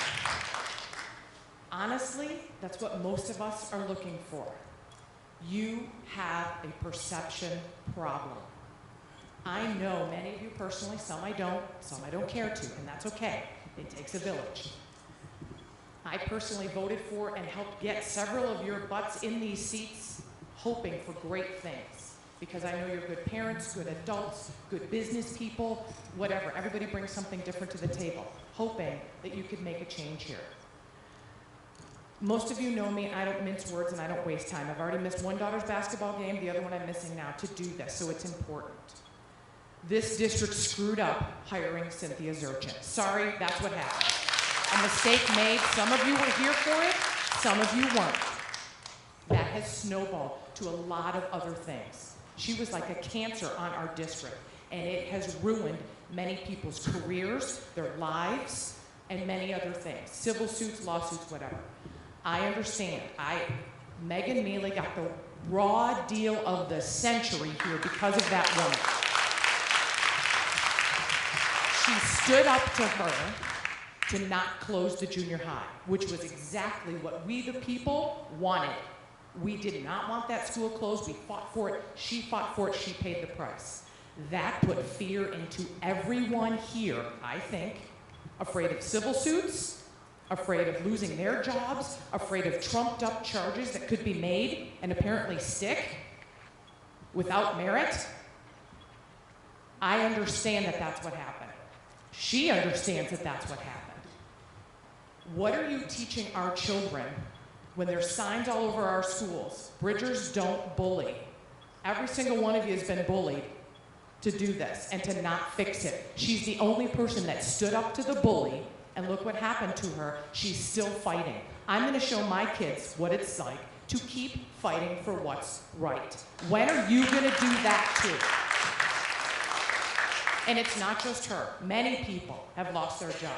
There's really good teachers sitting in this room that still don't have permanent jobs that deserve it because they got blackballed. And that is wrong, and you people know it, and you need to fix it. I know you're all intelligent people. I also know there's lots of things that you probably found out about once you got here. It's like politics. Everybody has great intentions. They want to, change the world and fix it. And everything is unicorns and rainbows until you see the truth. And you have to operate under budgets. And you find out about things that you didn't know about.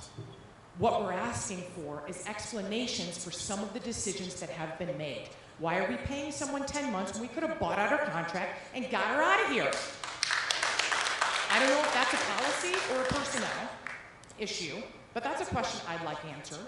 Now that you know that the resignation letter and the issues surrounding the assistant superintendent were parts illegal, forgery, not right, lied to, why can't we readdress that? If there are reasons, we just want to know them. If you have valid reasons and nothing can be done, that's okay. Tell us. Because as of right now, we don't think there are. We think you're hiding. Again, perception. You are perceived as not doing your jobs. You are perceived as operating out of fear. You are perceived as not listening to we the people. You are perceived as not wanting to help our children. You need to fix your PR problem. And I'm on the PR committee. We had one meeting, and things are so desperate and so out of hand in this district that other things need to be addressed before we can handle those kinds of things. We need to celebrate more students like Mr. Bono. Man, your 3 minutes is up, and You know what? I gave up 2 basketball games of my kids. You can wait. I voted for you. You can wait. You fix your problems, then I'll fix mine. Do what's best for our kids, please. Answer our questions to the best of your abilities. I can talk longer and louder than you ever thought of, so I would just give me a couple more seconds. Just saying.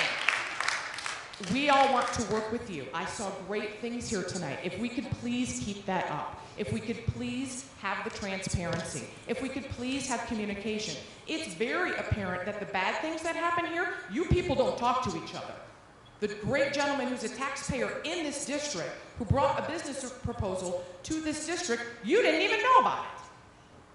You're missing things. You're letting things slide, whether it's on purpose or ignorance or apathy. None of those are acceptable, and you need to fix it. Work with the community. I'm a recruiter. I recruit people for a living. I know how to run a background check. You're hiring people that have no business being in this district. If you'd done a simple Google check, you'd have figured that out. Work with people in the community that have the talents that maybe you need. We'd love to work with you. Work with the library people. Maybe we can come up with a program to bring people from the outside to our libraries. Did anybody think of that? I'm just saying, we all are in the same boat together to help our children. You need to use us. Use the resources you have in your district, or even outside of the district, just people willing to help. I have emailed 2 different informational things to all of you regarding grant money from Chevron and Shell. My very good friend is the senior VP of Chevron. Sent me the information that Moon is already getting money from. No one did anything about it. There's your steam money. $20,000 right off the bat from each one of those companies, and then some, and a guaranteed amount for each year after that. Why isn't anybody doing that? You all have it. I sent it to all of you. Over a year ago, by the way, and nobody did anything, and we already missed a deadline on another grant. We have 8th grade teachers and 7th grade science teachers that are getting grants almost on a weekly basis. Why can't you people get it together? Or get somebody who can? We all want to help. Quit excluding yourself. The perception is you don't want our help. You want to do it your way, and it's not working. We all want to work with you. Give us the chance. Reach out. This is olive branch time, people. We have to help our kids. Please do the right thing. Let's work together. Let's answer each other's questions. Let's communicate. And we can get this back on track and help our children. Thank you.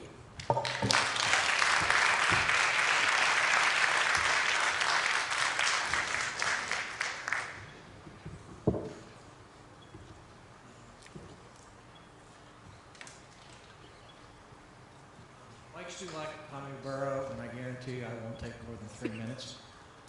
First, I'll defend the board from the standpoint of the solicitor mentioning a agreement with Dr. Zurchin and what her payout is.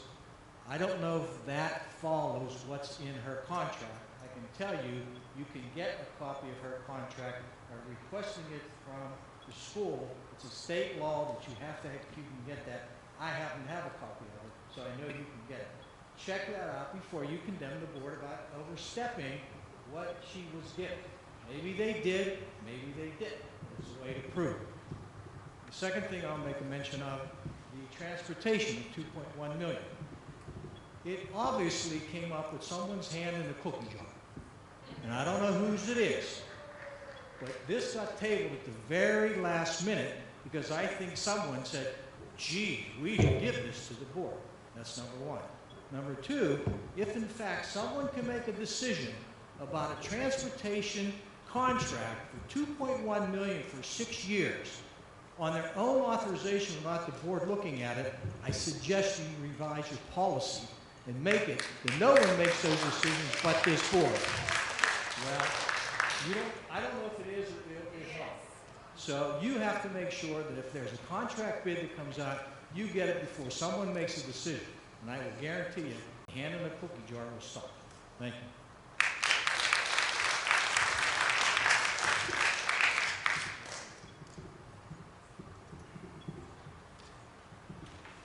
Motion to adjourn. All in favor? Aye. Discuss meeting.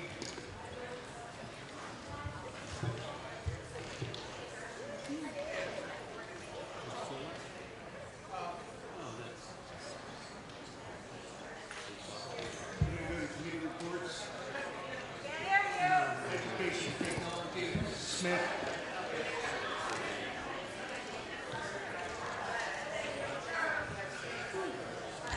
Thank you, Mr. President. Moving on this evening, under Education and Technology, we have number 1, which is the SMILE program. It is recommended the SMILE program, which is the mobile dentist for Highland Elementary School, be approved for next school year term. The program offers dental care to students in need or at low, no cost to the parent. Are there any questions or discussion? This is something we've done now, I believe, for 2 years. And it's a great positive thing. Number 2, Mission Vision Services.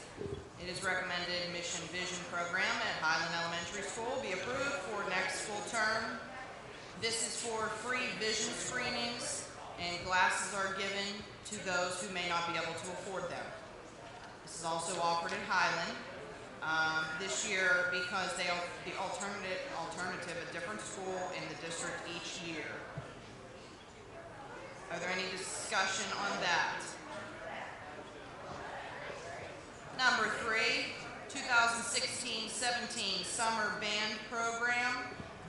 It is recommended the following dates be scheduled for the Summer Band Program, and they be approved pending approval of instructors. This July 25th through 28th, that's pre-camp from 6 to 9 p.m. And then August 1st through 5th, that will be camp from 8:30 a.m. to 3 p.m. Is there any discussion? And number 4, WPPC Positive Steps Summer Behavioral Program. It is recommended that the Ambridge Area School District agree to offer the Summer Therapy Extended Program at Highland Elementary School.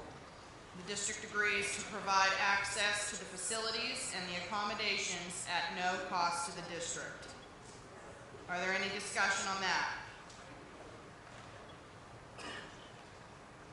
That'll be all this evening, Mr. President. Mrs. Smith, I did have some questions about education and technology in regard to the Title I program. Just to confirm, we're going to continue this year like we did last year with the school-wide Title I program. Mr. Reinhardt, is that correct? Or Mrs. Smith? I will defer to either Mr. Barry King or Mr. Minor. Who's in charge of Title I now? Can you come to the microphone, please? I have a few questions. Last year, before I was on the board, we reduced, the whole idea of going Title-wide was to reduce class sizes. So I believe we added 4 classrooms. Is that correct? Yes, there were actually 5 people paid out of Title I-A. And we had 2 floating Title I teachers at Highland, is that correct? I'm just trying to get all my facts. We had 1 last year. Just 1? Just 1. Okay. This year, we closed those 4 classrooms. Is that correct? Yeah, they were closed. There were classrooms closed and opened. So is that going to, because one of the reasons I believe for going to the title-wide was to reduce the K through 3 number of students. How is closing those 4 classrooms, like floating them, how is that going to affect our total number of students, especially in the K through 3 population? Actually, I'm working on the grant right now, and there's Title I and Title II. Currently, there are, 7 teachers there for class size reduction. And then what you do is when you, let's say, for example, you earmark 2nd grade for a classroom reduction teacher. Then what you would have to do is put the teacher in 3rd grade. That's how it would work. But I'm not going to write the entire grant for classroom classroom size reduction right now. You're not even really supposed to do that. It's supposed to be more to supplement and supplant. A big problem that you have is that most of your Title I and Title II grants are spent on personnel, so you don't have a lot of leeway to do to do different things like hire reading coaches, math coaches, things of that nature. So thank you, by the way, for answering all these questions. Yeah, no problem. So I'm trying to I've been working on this all day. It's fresh. So my understanding is we will not have a Title I teacher in any building.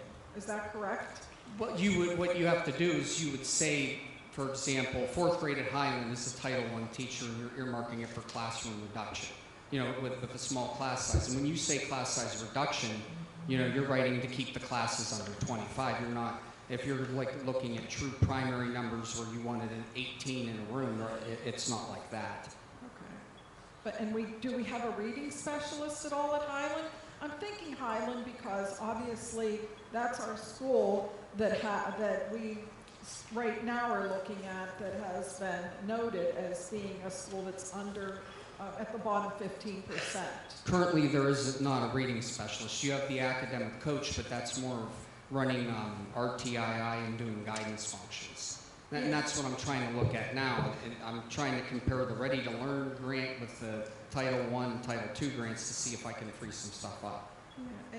And as I look through the job descriptions for the academic coaches, it seems to me that a lot of those responsibilities were more responsibilities for administrator positions as opposed to teaching positions. Would you agree with that? With some things they are, but it's more of a job description of an elementary guidance counselor. Okay. I guess my biggest concern right now is what are we going to do for these kids, specifically at Highland, but for everyone? And we're using Title I funds to provide for the money for these academic coaches. How is it that is going to help our students? That's to me the most important thing. How will these funds and the shifting of positions help our students? I mean, there's a couple ways. One, they would be involved with the intervention periods, and as you heard people speak earlier, we want to revamp them and have a decision tree with canned curriculum for the intervention or the RTII periods. That's the first thing. The second thing is that they will help the principal do a lot of different functions so the principals can be in the classrooms more, doing observations instead of management type things. Also, they can run your child study. Let's say right now we have an RTII program, which is your intervention periods. Basically, that's your child study where you have 30, 60, and 90-day intervals. And then after that, they get referred for testing for special education. They shouldn't be one and the same. This is data and instruction, and this is a special ed referral process, so they're going to be in charge of running those too. So there's a lot of different functions that they'll serve. And thank you again for this explanation, because as we transition into any new program, and I know I'm going to sound like a broken record, it's so critical, because last year we put in a new program, the school-wide Title I, and now this year we're putting in a new program with the academic coaches. Please, please, please make sure that we have a strategy in place and that we're measuring the success of it. Our kids' education depends on it. And I know you know that too, but we need to I'm just so adamant that if we have a strategy, it'll help us not switch it again if we don't need to. And we can switch it too, but we don't want to lose. They only get 13 years. We don't want to lose a single year. Yeah, and that's what I'm doing. When I'm looking at the Title I and Title II, I'm trying to see how you free things up right now, because then you have your Ready to Learn grant. I'm writing this one, this Ready to Learn grant. It's actually from last year because of the way the state budgeted. It's hard to explain. Like, it's actually, I'm writing it this year for last year, but then they said they're not going to release next year's, but that's your STEAM, your arts, your foreign languages grant. So there's a lot there. Yeah, if you have any questions, just feel free to email me or call. I actually have a question about intervention, the RTII. Sure. Maybe it's more of a comment. Are we ready to hit the ground running as soon as the school year starts for 16-17? Because last year it kind of got off to a slow start, and I was told we were still being trained and going to trainings and meetings so that everybody could be on the same page. The trainings are over now. They're doing their school-wide positive behavior next year. Okay, and then my one additional comment would be at the end of this current school year we just finished, I witnessed children not still participating in intervention. They in fact went back to the old morning work, I believe they call it. It is not graded, but if they do not complete it, they're punished and taken out of recess. But it's not for a grade. So maybe why did that happen, and can we prevent that from happening in the future? Was it just the last couple of days of school, or it was about? From what I remember, it was at least March and April and May. No, your intervention period should go till about the middle of May, or to the third week of May, so it's not going to happen again. I'm glad you told me. Thank you. You know, that they should be, you know, even after your PSSA tests, you know, that might have been what happened. You should still continue, because the way your standards are, they're so rigorous now that you got to go to the end. I mean, I remember the break for PSSAs, yes. It was almost like when we came back from Christmas break, it started to tail off and didn't really pick back up. We were being sent home a month's worth, like a 30-day booklet of morning work in math, in spelling, in like language arts. So that's a concern. If we're going to use it appropriately and use it building-wide and make sure the principals are aware of what is expected of them, just so that everybody's on the same page. yeah, and then you measure right now we're just kind of measuring our results through fluency and diagnostic. You have to have a performance aspect of it too, and you combine it. That's how you get your test scores up. I look forward to that. Thank you, everybody. Thanks, Mr. King.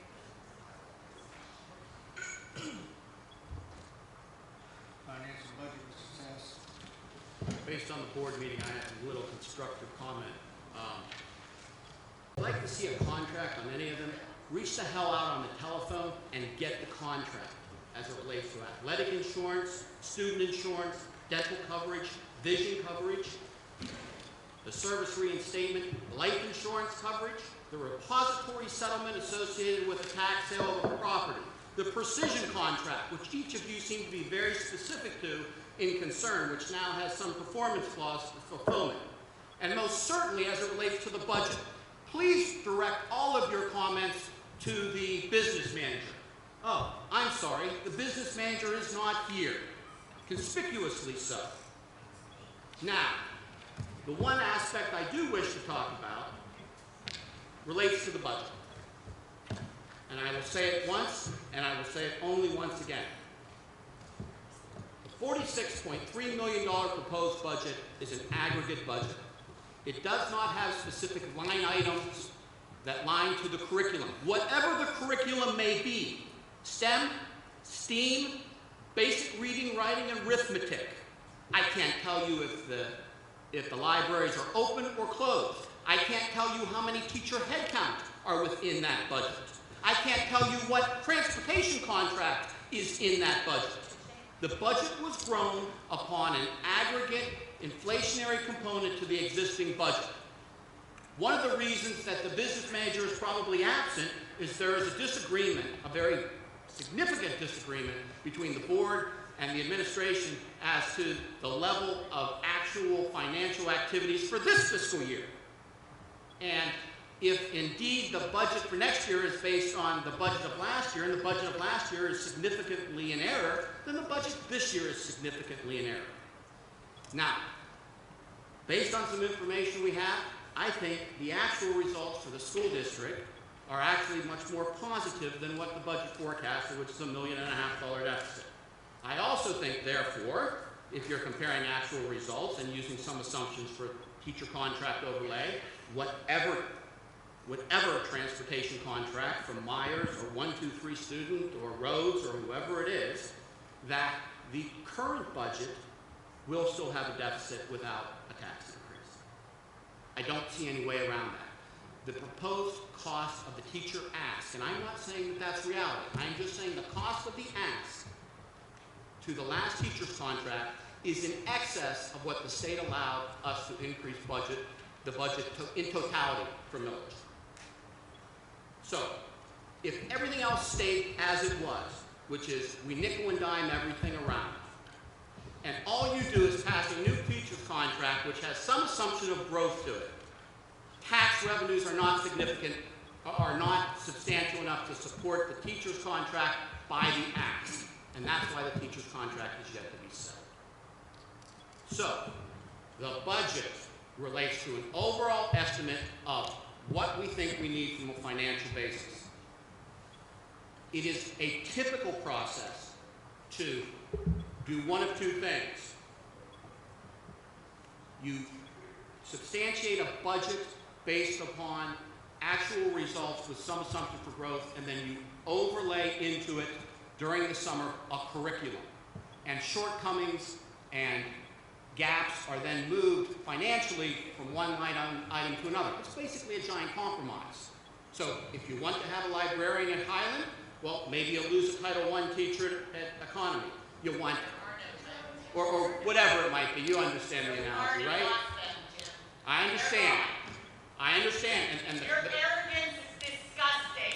And it may be. You should be ashamed of yourself as an elected official. And I will say that all I heard tonight was many people, both from the board and from the public, speculate on a whole bunch of information, on a whole bunch of ideas based on snippets of information. And that's just rumor mongering. If indeed somebody, many are not. I mean, many people mention, very honestly, many people mention something about a forgery for whatever document. I'm unsure how that impacts the operation of the school district. I mean, right now, in complete honesty, the curriculum isn't set where it is because the curriculum is set by an administration. We have a temporary superintendent. We lack an assistant superintendent. We have a new facilities manager. We have an absent business manager. And, I can't explain. I mean, I was just put on the board 4 or 5 months ago, but in 4 or 5 months, the superintendent and the assistant superintendent were already absent, and the facilities manager had already acknowledged his retirement. And no one right? thinks that this is a problem. Oh, I think it's an enormous problem, and I think the board thinks it's an enormous problem. So who's running the show? Let's get down to the nitty-gritty. In the real world, and in spite of the arrogance, Mrs. Fisher, you may cite me for, I am a very fact-based individual. You may not agree with my opinion, but I will at least tell you that it is factually based, and I will respect your opinion as well. You just called all these people out for speaking. No, what I said is that We didn't have a place where you could come and speak. So I've never been to a place where there's 2 meetings in one night and half the public leaves because they're not aware of it. I And think I was waiting to speak at the beginning of this meeting. I think there was some confusion because usually there's a meet and greet meeting and there's a one comment session at the beginning. Well, in this case, there were 2 because there were some voting items that they asked to put on the meeting. So there was a voting meeting and then the public was supposed to talk. But to the idea of who's running the district, just get some answers. Mr. Sass, you should be running this district. I Have you heard of the concept, we the people? agree. You're elected officials.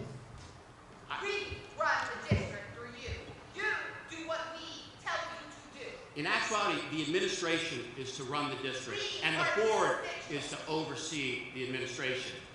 And you are right, at the will of the public, and I absolutely agree with that. But you have the administration as elected officials. You see how there's a chain of command? We elect you, then you go through and hire the administration. That's how it goes. I understand that. And in situations where you have a failure of your administration, and it appears that this district does, right? Or you wouldn't have so many vacancies. There is bound to be chaos. It's time for this board, I call, this board comes together and makes a decision on what to do about the vacancies and the people that we are paying that are in that vacancy. Also accepted. Also accepted. With one caveat. There are certain positions that the board is unable to fill or unable to consider filling because of the legal aspects of the former individual that was in that position. All right? So saying that, no, I'm saying legally we are restricted. And look, I'm all for it, right? I'm all for putting in an entire administration that I didn't just make fun of them. Excuse me. We're going nowhere with this. We're going to continue on with the budget. Anyway, so I'm just saying that the final budget is only a summary budget. There's no underlying curriculum yet that supports this budget. That's the discussion. And what you hear the board saying is they have yet to see the individual components of the curriculum. We have not. We don't know about the library. We don't know how STEAM is going to be implemented. We don't know head count of teachers. We don't know teacher or Title I, whether it's going to be in class or specific to special class. That is all part of the process that comes over the summertime. But for purposes of the budget has to be passed. And all I can say is on a global basis, whether I'm happy about it or not, I can't financially find an answer that allows the budget to at least meet the existing obligations of the district without a tax increase. It's a serious issue, the budget. It's a serious issue. If it's such a serious issue, there's so many unanswered questions to the board. How do you have a budget? Because legally you're required. I'm giving you the real answer. Legally, we're required. From a time standpoint to the state, the district is required to submit a budget within a period not to exceed June 30th with a 30-day public notification. And June 30th. You have a lot to discuss before that. I would suggest you not vote on a budget tonight. we're not voting on a budget tonight. The budget's being voted on the 22nd meeting. This is just a draft agenda. It just prepares everybody for what's going to happen in 2 weeks. It gives people the opportunity, including the audience, to do whatever research they would want. Number 10, proposed final budget. Right. That is a resolution to be passed at the next board meeting. Right? This is a non-voting component of the board meeting. It is a draft agenda. That's why there's blanks in it for salaries and all the other components. And you are absolutely right. There is a great deal to do with the budget. A great deal. And one of the shortcomings right now is you have temporary administration in many cases. We don't have money. We don't have money to throw out the window. You know that, right? I know that. So does everybody on this board. There's got to be something in the contract. If you go out and break the law, you can void the contract. I understand. You have to do something to break the contract that you can quit paying. I can't believe you. I accept that. Right? I accept your comment.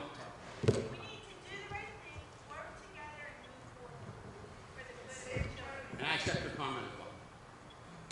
I'm just saying where we are in terms of a transition period. I think the board is really trying to find a common focus to do things like curriculum review and get involved with the public.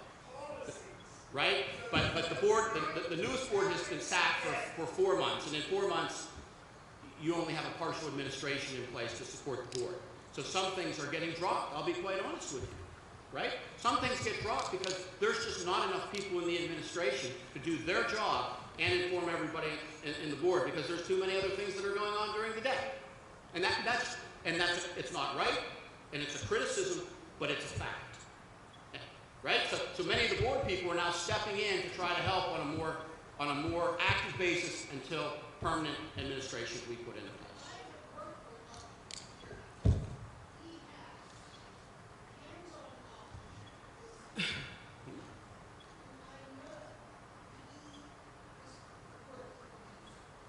So to that comment, if Dr. D'Imperio handed to you a curriculum with the advice that this is the best way for the district to go, and it should be a STEAM approach on a global basis, to your comment, if indeed each individual board member felt that way, then you probably on an overall basis would say, I accept that guidance, at least on an overall basis. You may not know the particulars of it, but I accept that the overall approach is something that I think is aligned with. Agreed. Agreed, right? Agreed. Absolutely. But you've got to have time to do it. Moving on, let's go to buildings and grounds. Mr. Keever's not here. Mr. Angus, would you take that, please? Sure. Under building and grounds, we have 3 items for consideration on the 22nd. The first is the maintenance agreement with Penn Power Systems for the generators at all listed buildings. That's a 1-year contract for $3,195 to do all the regular scheduled maintenance and preventive and service and inspections on the generators. Any discussion on that one before I move on? Item number 2 is the purchase of a lawn tractor from Town and Country Lawn and Garden. The bid price is $6,500. Any discussion on that? And the last item under building and grounds is trash and recycling removal proposal. It's recommended to accept the bid from Joseph Bruner at a monthly cost of $2,474. Any discussion on that? If not, Mr. President, that's it for building and grounds. Athletics, Mr. Keever's not here. Something to report. Public relations, Mrs. Miles. I have nothing to report, but I do have to say to Mr. Sass, I have every right to ask questions. We are all equal on this board, and it's not grandstanding to want to ensure. You could say that at the end of the meeting, not right now. We're still going through the meeting. Steering the Rules Committee, Mrs. Fisher. Nothing to report this evening. Legislative report, Mrs. T. Ho, she's not here, nothing to report.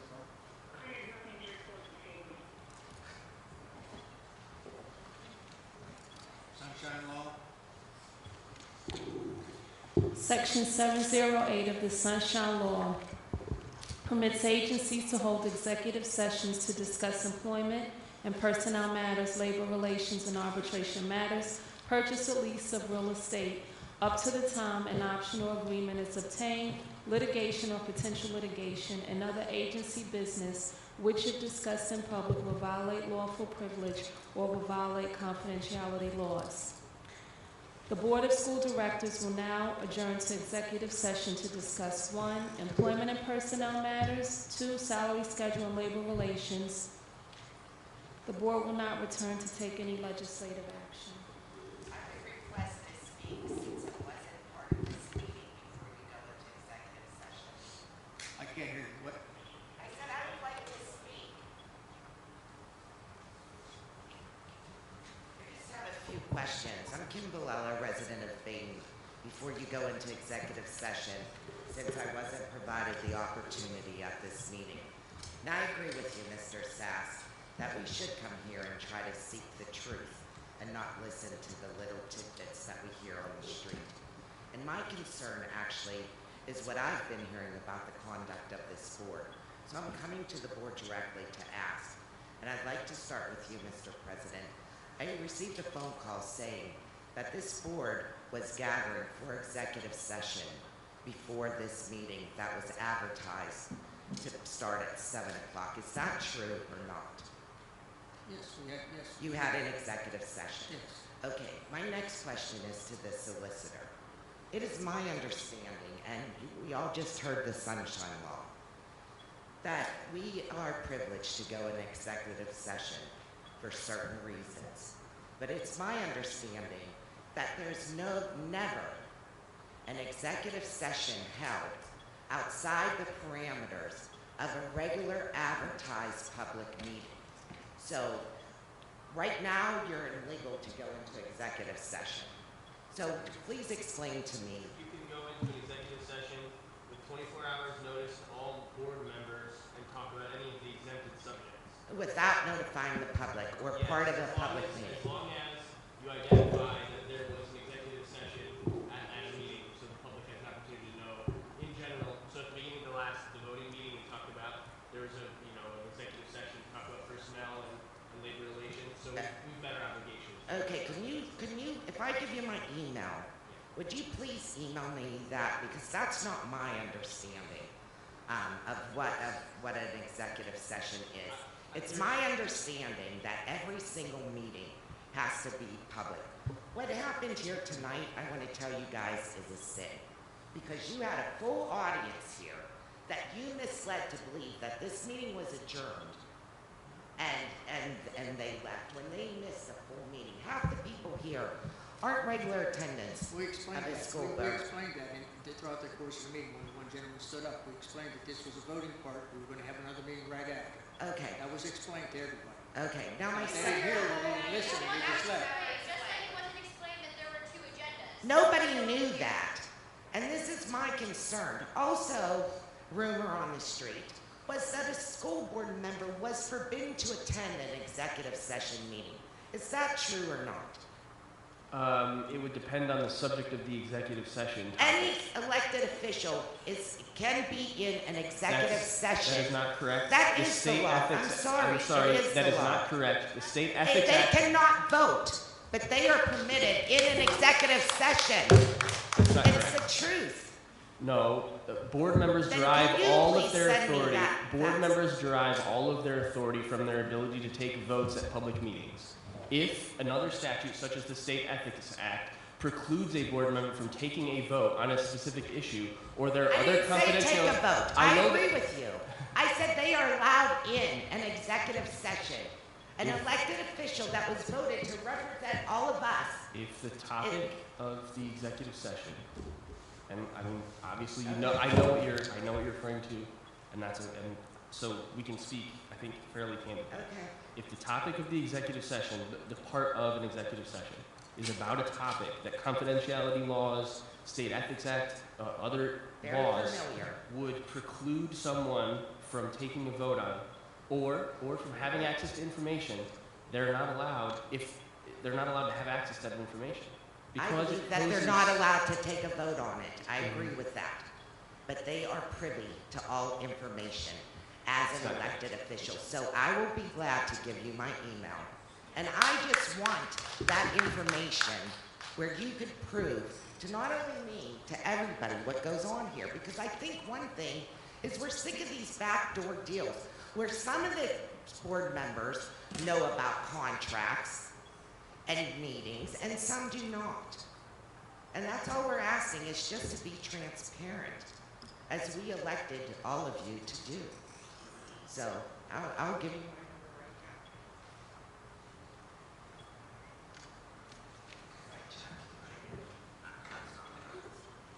That's okay.